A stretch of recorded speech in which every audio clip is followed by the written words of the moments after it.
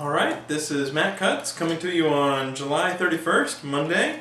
This is probably the last one I'll do tonight, so let's try to do a lightning round. Alright, Peter writes in and says, is it possible to search for just home pages? I tried doing -in-URL HTML, -in-URL HTM, blah blah blah, PHP, ASP, but that doesn't filter out enough. That's a really good suggestion, Peter. I hadn't thought about that. Fast used to offer something like that, but I think all they did was look for a tilde in the URL. I'll file that as a feature request and see if people are willing to prioritize it where we might be able to offer that. My guess is it would be relatively low on the priority list because the syntax you mentioned, subtracting off a bunch of extensions, would probably work pretty well. I get to clarify something about strong versus bold and emphasized versus italic. So there was a previous question where somebody asked about whether it was better to use bold or whether it was better to use strong, because bold is what everybody used in the old days when the dinosaurs roamed the earth, and strong is what the W3C recommends. And at that time, last night, I thought that we just barely, like an epsilon, preferred bold over strong, and I said, for the most part, don't worry about it. The nice thing is, an engineer actually took me to the code where I could actually see it for myself, and Google does treat bold and strong with exactly the same weight. So thank you for that, Paul. I really appreciate it. In addition, I checked. He also found code that shows that M, emphasize, and italic are treated exactly the same as well. So there you have it. Go forth and mark up like the W3 would like you to do it semantically well, and don't worry so much about crufty old tags because Google will score it just the same either way. Alright, in the lightning round, Goodman Amana HVAC asks, will we see more kitty posts in the future? I think we will.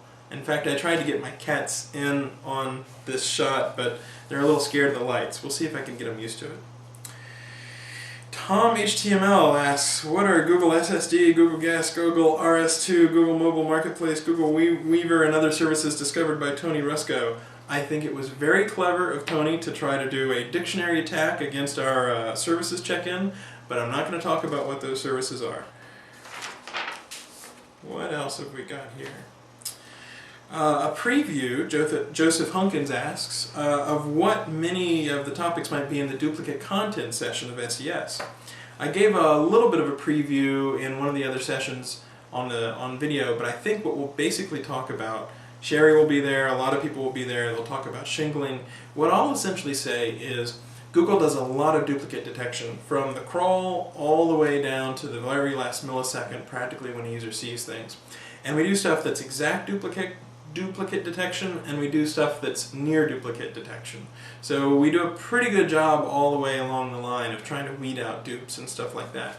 And the best advice I'd give is to make sure that your duplicate pages which might have near the same content look as much different as possible if they really are truly different content.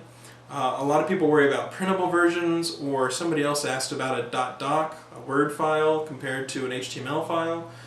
Typically you don't need to worry about that. If you have similar content on different domains, maybe in French and another version in English, you really don't need to worry about that.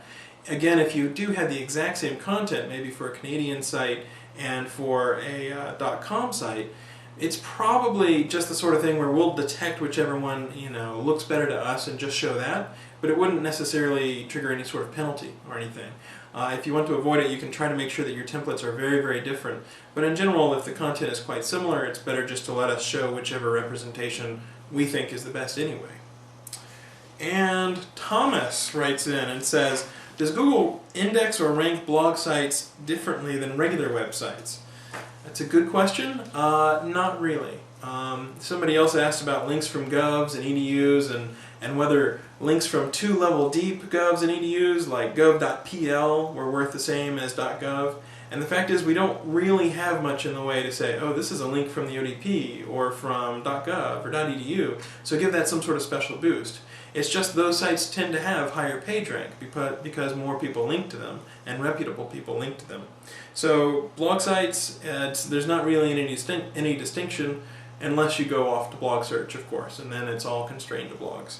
So in theory we could rank them differently, but for the most part just the general search, the way that it falls out, ends up working out okay. All right, thanks.